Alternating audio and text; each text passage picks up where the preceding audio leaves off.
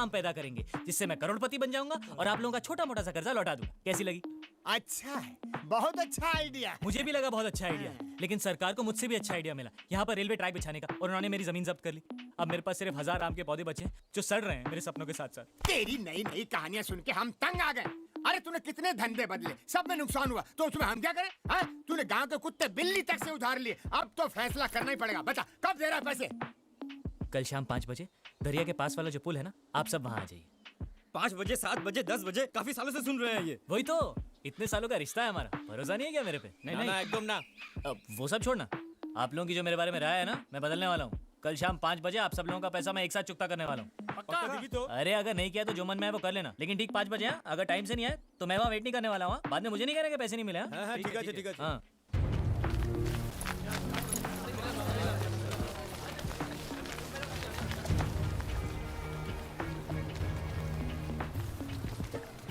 अरे आइए आइए आइए, आप सब लोगों को मेरा नमस्कार। वाह, 5 बजे बोला तो आप लोग ठीक 5 बजे आ गए। हाँ? अरे कौन बोलता है यहाँ के लोग टाइम पर नहीं आते? बाजू, 1 मिनट बाजू, पैसा देना शुरू कर दिया क्या? अरे सुनिए, फिक्र मत कीजिए, कार्यक्रम अभी शुरू हुआ है, तो सब लोग आ गए भाई। हाँ भाई, आ गए। मैं एक काम करता हूँ, एक एक करके सबका नाम पढ़ता हूँ, जिस जिसका भी नाम आए हाथ ऊपर करके हाजिर कह देना। ओके? हाँ। शाबाश। हरिराम नाविद 12,250 रुपए। अच्छी। हाँ। प्रभाकर शेट्टी 13,900 ब्याज मिला के। हाजिर। क्या हाल है भाई? हाँ ठीक है। रघुवीर ग्वाला 20,500। अच्छी। हाँ, घर पे सब कैसे हैं? ठीक है। चलो। अबे ओए, पहले मेरा पैसा चुकता कर और मुझे दफा दफा कर। अरे शर्मा जी, सबसे ज्यादा पैसे इन्हीं को देने हैं और यही सबसे लेट आ रहे हैं। अब और देर मत कर, मेरे पैसे निकाल। शांति। देखिए, शर्मा जी के पैसे मिला के कुल 13,90,000 रुपए देने हैं मुझे आप लोगों को। उतने नहीं है मेरे पास, थोड़े कम है। कितने कम है? ज्यादा नहीं, थोड़े से। अरे फिर भी कितने हैं? 100 रुपए। कोई बात नहीं। नहीं, 100 रुपए ही है मेरे पास, बाकी के 13,79,900 रुपए कम है। अरे पैसे निकाल, पैसे निकाल। तू निकाल पैसे, निकाल। अरे इसे मत इसमें छूइए। क्या है? चूहे मारने का जहर। चूहे मारने का जहर? अब वो क्या है कि पोटेशियम साइनाइड खरीदने की औकात नहीं है ना मेरी, तो यही लेके घूम रहा था, क्या पता कब जरूरत पड़ जाए। मैं जानता था आप लोग मुझे चैन से मरने भी नहीं देंगे, लेकिन फिर भी मुझे आप लोगों से कोई शिकायत नहीं। कभी ना कभी आप सब ने मेरी मदद ही की, मैं भी आप लोगों को धोखा नहीं दूंगा, आप सबकी पाई चुका दूंगा। क्या करूं, मैंने जो भी धंधा शुरू किया सब में मेरा नसीब फूट गया। आखिर में पटाखे की फैक्ट्री खोली, वो नहीं फूटा। तो फिर बस वो फटाका बेच के हम सब की उधारी चुका दो। अरे फूटा नहीं मतलब पटाखा नहीं फूटा, तो कहां से दूं आपके पैसे? मेरे पिताजी कहते थे, बेटा तेरा नाम Guinness book of world records में जरूर आएगा। ठीक ही कहते थे। इतनी छोटी उम्र में इतना बड़ा कर्जा लेने वाला मेरे सिवा दुनिया में दूसरा कोई नहीं होगा, लेकिन मैंने ये सब जानबूझकर नहीं किया, हालात ही कुछ ऐसे थे। अब मेरे पास 2 ही रास्ते, या तो आप लोग मुझे 5 साल की मोहलत दे दीजिए, नहीं तो मुझे समुद्र में कूदकर अपनी जान देनी पड़ेगी। ये होशियारी मेरे सामने नहीं चलेगी। यदि तो समुद्र में डूब के जान देगा ना, तो मैं पैसा हंसी खुशी छोड़ने के लिए तैयार हूँ। इतनी हिम्मत है तो कूद जा समुद्र में। कूद जाऊंगा। मैंने अपने नाम पर एक बहुत बड़ी इंश्योरेंस की पॉलिसी ले रखी है, उससे आप सब लोगों का पैसा वापस हो जाए, लेकिन उसमें मुझे आप लोगों की थोड़ी सी मदद चाहिए। इंश्योरेंस एजेंट से कहिएगा कि मेरी मौत एक हादसा थी, खुदकुशी नहीं। आप लोगों से बात करते करते मेरा पैर फिसल गया और मैं पानी में गिर गया। पैसा मिलते ही पिताजी आप सब लोगों की रकम लौटा देंगे। ए भाई, बेकार के बात छोड़ और पैसे देने के बारे में कुछ बात कर। नहीं तिकड़म बेटा जीत, ये खेल हमारे साथ मत खेल। सिर्फ यही एक खेल बचा है मेरे पास। ऐसा नहीं है कि मुझे जीने की ख्वाहिश नहीं है, लेकिन और कोई चारा ही नहीं बचा। जो लोग मुझे पास से जानते हैं वो समझ जाएंगे मेरा फैसला गलत नहीं था।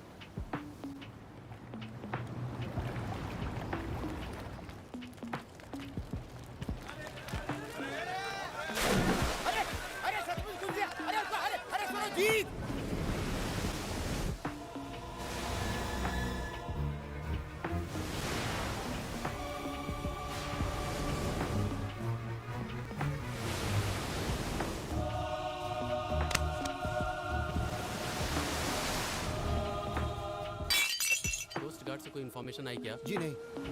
क्या हुआ? बॉडी मिली या नहीं? जी नहीं इंस्पेक्टर, अभी तक बॉडी का कुछ पता नहीं। आपने ठीक से ढूंढा?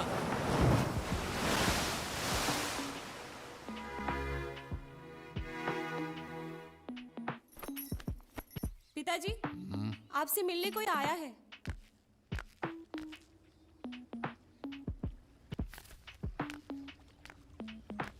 फरमाइए। मास्टर जी, हम आपसे नहीं जीतू जी से मिलने आए हैं। जीतू, जीतू। जी पिताजी। ये लोग कह रहे हैं कि ये तुमसे मिलने आए हैं। हाँ, आपको तो मैं जानता हूँ, लेकिन मुझसे क्यों मिलने आए पिताजी? मैं जानता हूँ कि क्यों आए हैं। हाँ, मैं भी जानता हूँ। मैंने सोचा मुझसे मिलने से पहले एक बार आपको देख लेते। क्यों? मैं कोई बंदर हूँ जो खेल करता रहूं ताकि जो भी आए पहले मुझे देखे? अरे पिताजी, आप इसको नहीं जानते? बबन राव भाजी वाला, याद है आपको जब मैंने लॉटरी का बिजनेस शुरू किया था? हाँ, जो बर्बाद हो गया था। तो अब इसी ने मुझे बैंक का ब्याज वापस करने में मदद की थी। अब ब्याज और पैसा मिला के 40,000 रुपए होते हैं। तंग आ गया हूं मैं इसको बोल बोल के, कल दे दूंगा, कल दे दूंगा, कल दे दूंगा, कल दे दूंगा। फिर भी इसको मेरी बात का यकीन ही नहीं होता। आपको इसको पैसे नहीं देने, सिर्फ एक तारीख देनी है। वो मान जाएगा, वो मान जाएगा। बराबर।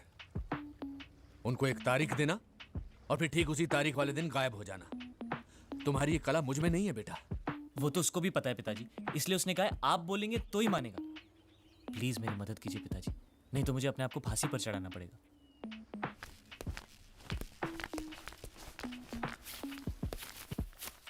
हाँ भाई लोग, तारीख नहीं दे रहे हैं, पूरे पैसे चुका रहे हैं। ये लो रस्सी, गले में बांधो और लटक जाओ। तुम्हारी बड़ी बहन बिन ब्याहे घर में पड़ी हुई है। ले देकर ये घर बचा है जो तुम्हारे कर्जों की वजह से गिरवी रखना पड़ा। और तुम्हें मुझसे और मदद चाहिए? क्या मदद करूं मैं तुम्हारी? जाओ, डूब जाओ कहीं जाकर, ताकि हम और तबाही से बच सकें। जाओ।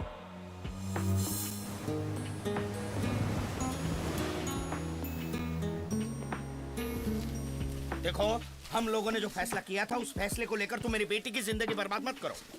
कैसी बातें कर रहे हैं अंकल? मैं आज तक कभी आपके रास्ते में आया हूं? आप एक काम कीजिए, आप पूजा के लिए एक अच्छा सा लड़का ढूंढिए और उसकी धूमधाम से शादी कराइए, और उसमें सबसे आगे मैं रहूंगा। खुश?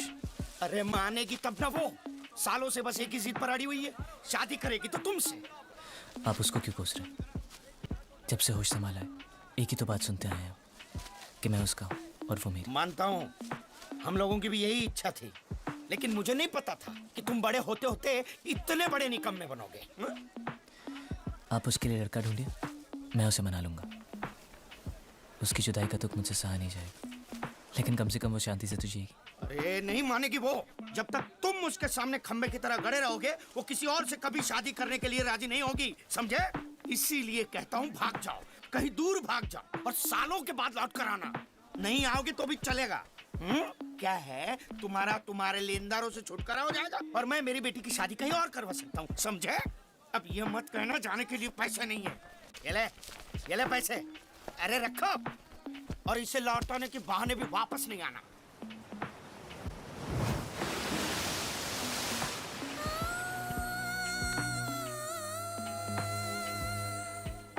वोट फॉर राजा भाऊ, वोट फॉर राजा भाऊ, वोट फॉर राजा भाऊ, वोट फॉर राजा भाऊ, वोट फॉर राजा भाऊ, वोट फॉर राजा भाऊ। अरे तुम इस मोर्चे के साथ कैसे आए? सब काम धंधा छोड़ के राजनीति में लग गए क्या? अरे राजनीति नहीं, ये तो तरकीब है लेनदारों से बचने की। जब मैं मोर्चे में शामिल होकर निकलता हूँ ना, तो मेरे लेनदार मुझे पकड़ नहीं पाते। सुबह जब मैं घर से निकला तो मुझे बीजेपी का मोर्चा मिला, उनके साथ चलते चलते मैं पोस्ट ऑफिस तक पहुंचा। वहां पता चला कि उनको लेफ्ट जाना था और मुझे राइट, तो मैं निकल गया। इतना इंतजार करने के बाद मुझे कांग्रेस का मोर्चा मिला, तो जाकर तुम्हारे पास पहुंचा हूं। ओह गॉड। कभी तुम इस मोर्चे में शामिल होते हो, कभी उसमें। ये मोर्चे वाले तुमसे कुछ कहते नहीं है क्या? कहते हैं ना, वो जो कहते हैं मैं भी वही दोहरा देता हूँ। तंग आ गई हूँ मैं तुमसे। वो सब छोड़ो, इधर आओ मेरे साथ।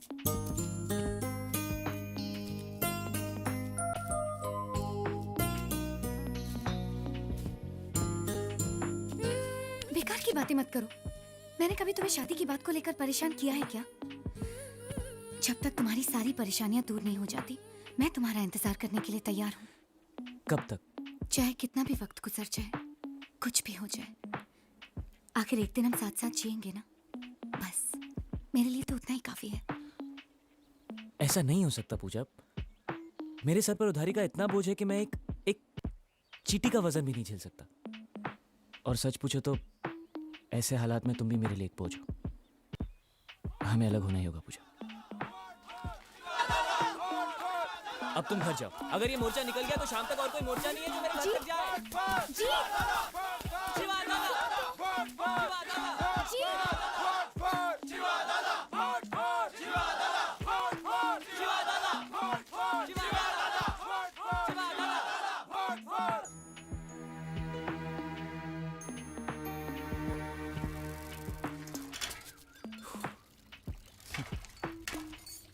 कभी इस घर के लिए एक हफ्ते का राशन भी लाए हो?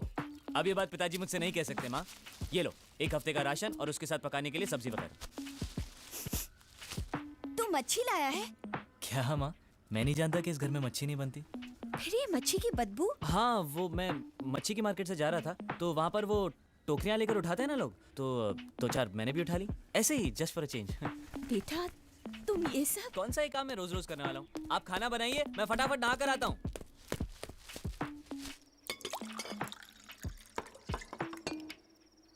माँ तुम खाना नहीं खा रही? मैं बाद में खाऊंगी। ऐसे थोड़ी चलेगा। इतनी मेहनत की है मैंने, मेरे हाथ का एक निवाला तो तुमको खाना ही पड़ेगा। अरे आ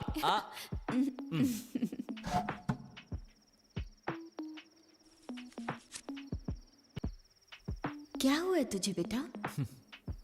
बहुत बड़ा गुलदस्ता दिया था ना माँ मैंने तुझे वादों का। बड़ा घर, नई गाड़ी, नौकर चाकर। सब कुछ तैयार है?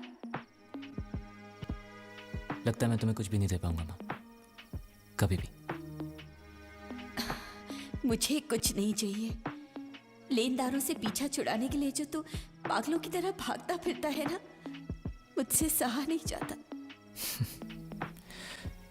तू फिक्र मत कर माँ, उसका रास्ता है मेरे पास। उसके बाद मेरे पीछे कोई नहीं भागेगा। अच्छा, ऐसा क्या है? जब होगा तो तुम्हें खुद ही पता चल जाएगा। हो सकता है पहले तुम्हें थोड़ा दुख हो, लेकिन मुझे कभी गालियां बद्दुआ मत देना। और पापा का गुस्सा ठंडा हो जाए तो उन्हें समझा देना कि जीतू पूरा लड़का नहीं था। उसने जो भी कुछ किया जानबूझकर नहीं किया। और हाँ, उनसे ये भी जरूर कहना कि मैं उनसे बहुत प्यार करता था। जो लोग बॉडी ढूंढने गए सब वापस आ गए हैं। आज नीचे का पानी बहुत तेज